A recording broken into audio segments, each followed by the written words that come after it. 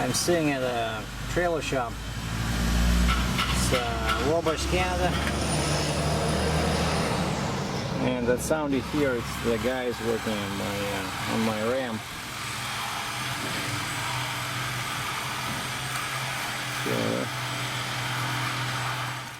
So basically what happened since the last time you guys saw me driving, after I delivered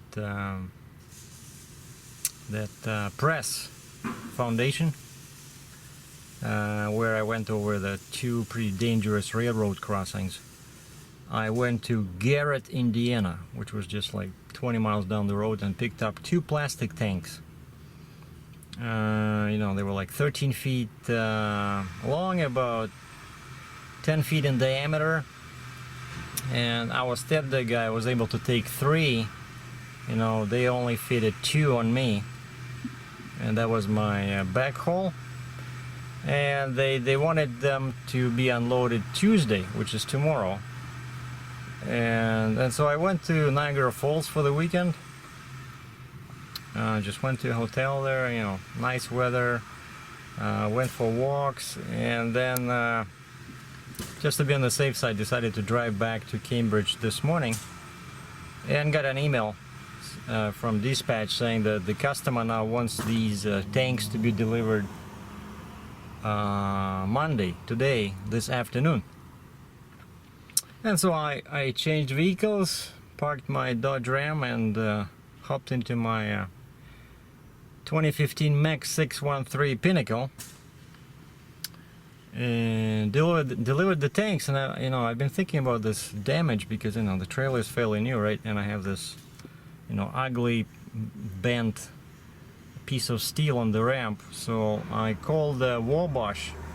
You know, they own Transcraft, and it's a big trailer company, and they have a couple of shops, and my experience with them has been very positive. These guys can pretty much fix anything on the trailer, you know, like anything mechanical, air leaks, air brakes. And so I called their Mississauga, Ontario, their main shop, and I said, if you can do some welding, probably wouldn't, I said it wouldn't take probably more than, I don't know, half an hour of labor. And they said, oh no, we are booked in like weeks in advance, because of course Mississauga is right next to Toronto.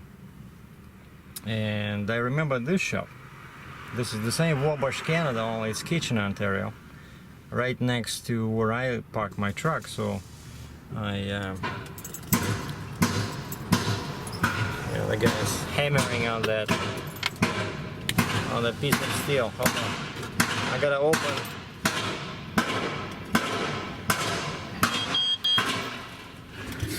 It's not possible to sit with windows closed. Anyway, so I called these guys. I said, can you know, take care of my ramp?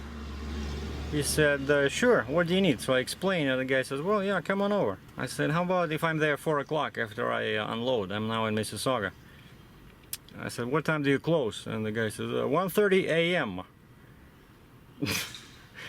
These guys are, you know, they're always eager, and they have their bays are, you know, full of trailers, like they're working, right? And but I guess they always look for, you know, for work, which is great news for people like me, because I'm always away. It's very difficult to find, especially stuff like this, that you cannot go to a truck stop, you know, to fix this. That guy in Timmins, Ontario, you know, if you're watching this by any chance, please learn how to drive excavators. I should have drove it myself, you know. That's what I'm gonna do next time. Just always use the boom to support the weight of the machine. Do not let the tracks rip the ramps off, you know. But that's what he did. So I'm guessing it'll cost me about 300 bucks.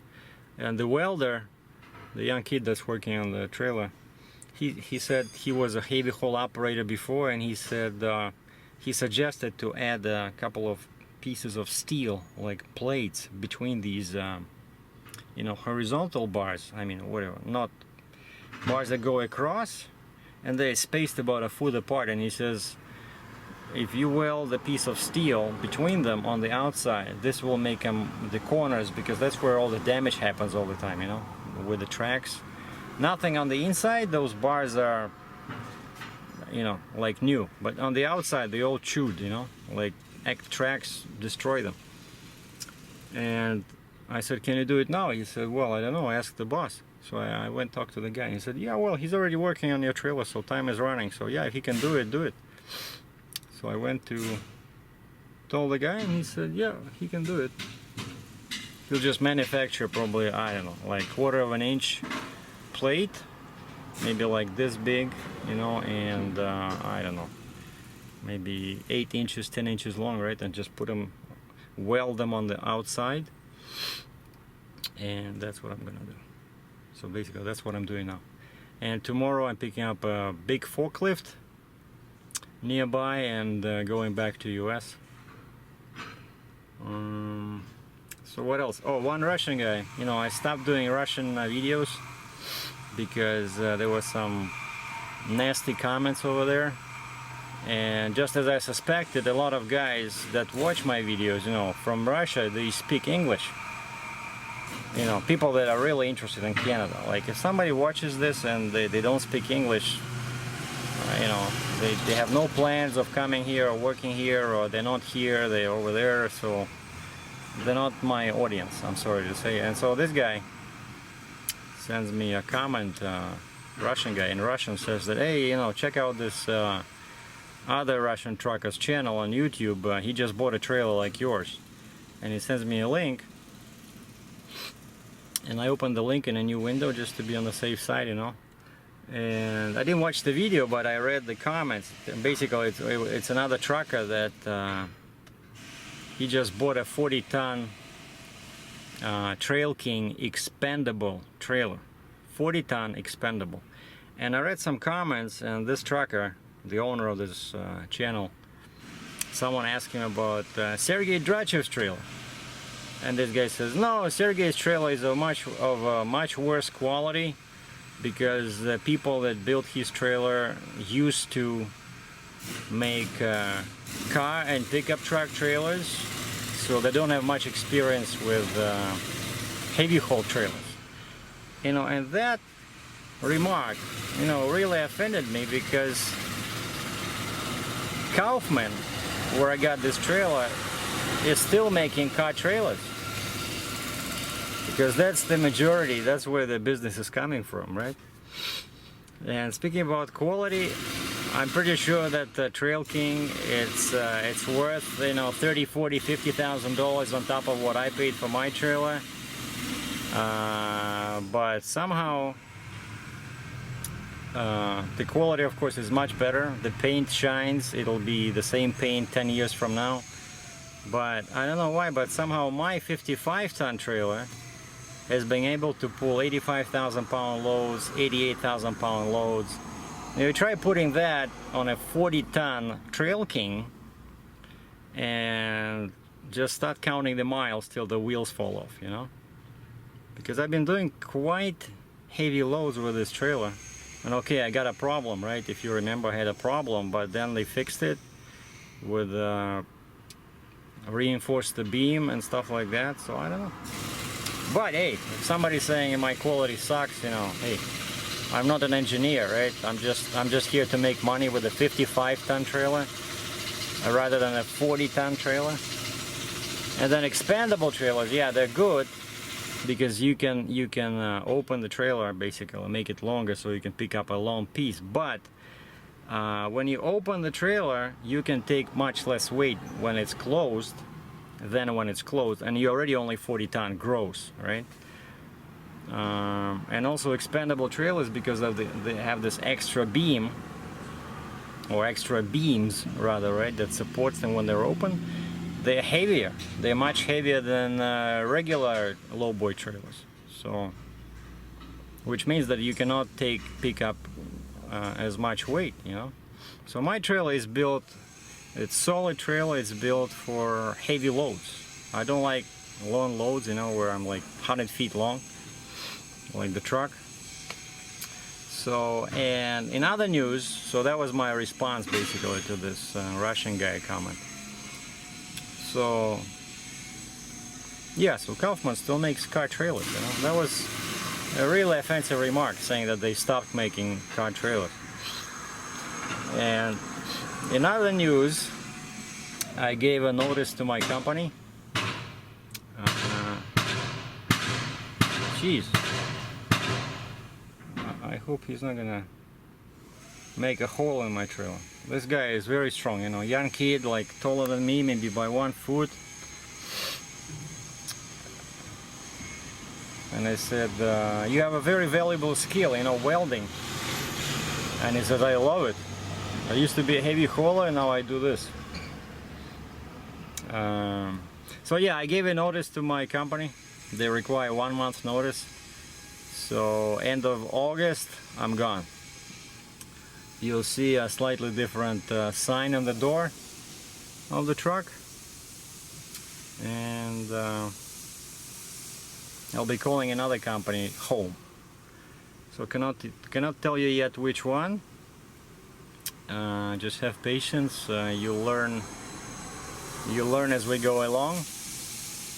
But basically my days at this company are numbered, and but until then we're working together as if nothing happened, and we just keep making money, hauling loads, and everything is good. Things happen, people separate, you know, companies and people separate, so it's an everyday occurrence, no big deal. The important thing now is just to focus on making money and staying positive, and moving forward. So, but once we're done here, I didn't want to, you know, embarrass the guy and film what he's doing, but I'll show you what he did, because hopefully now the ramps will be much stronger with those welded pieces. And he's gonna fix this one. Oh, by the way, one guy told me that to fix this bar you need to unweld it and take it off, and then, you know, fine, what do you call it, like make that metal even, right, and weld the new one back in. Like, this guy looked at it over here, the boss, and he says, no, we can heat it up in the middle, and when it's hot we can bend it backward in its position, in the original position, and just weld it back. So that's what they're doing now. I'll go check out how the guy's doing. Maybe he needs some inspirational comments or remarks from the owner of the trailer.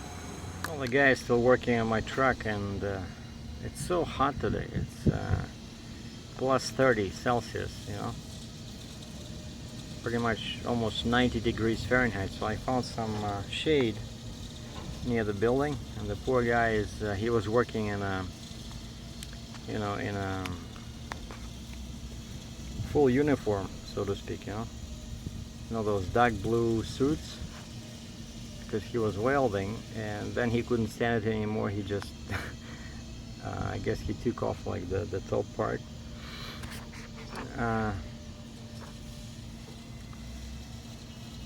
And there was one thing I wanted to mention, something I wanted to say to certain subscribers of my channel that keep telling me, you know, get in the truck and start trucking.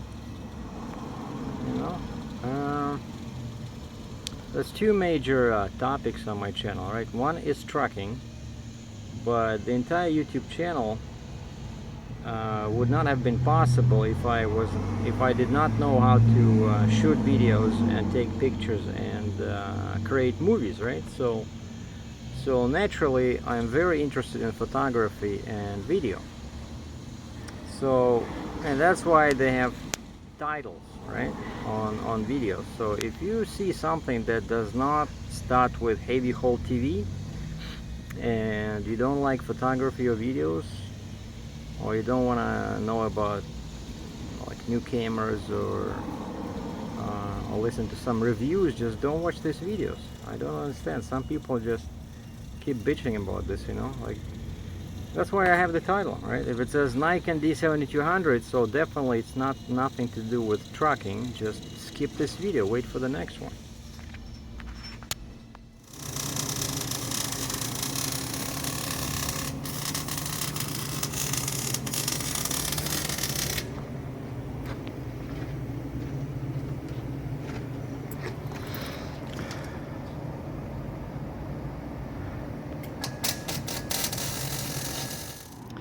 Yeah, I'm very happy with the job the guy did. So not only now I have to fix the bar, but now I have a reinforced edges of this part of the ramp, and that's where it's all getting chewed up. But you see on this side nothing, right? Because the tracks, when you load an excavator, they don't reach that far. It's all damage occurs here on the side of the trailer. So this is the driver's side. So he just welded through a 3/16. He was trying to find the 4/16 plate, but they didn't have it. So this is good enough. But the important part is that they fixed this.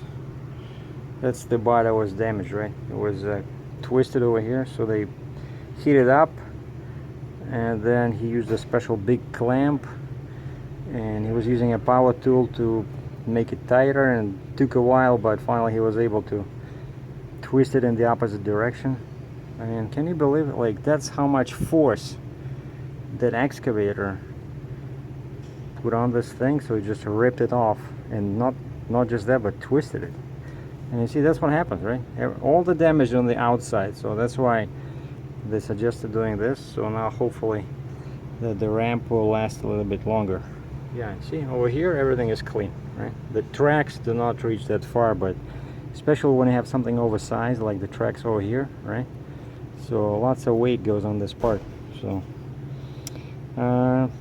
basically I just did an upgrade. So maybe Kaufman will look at this video and do something on their factory, at the factory, just because this part really needs to be reinforced.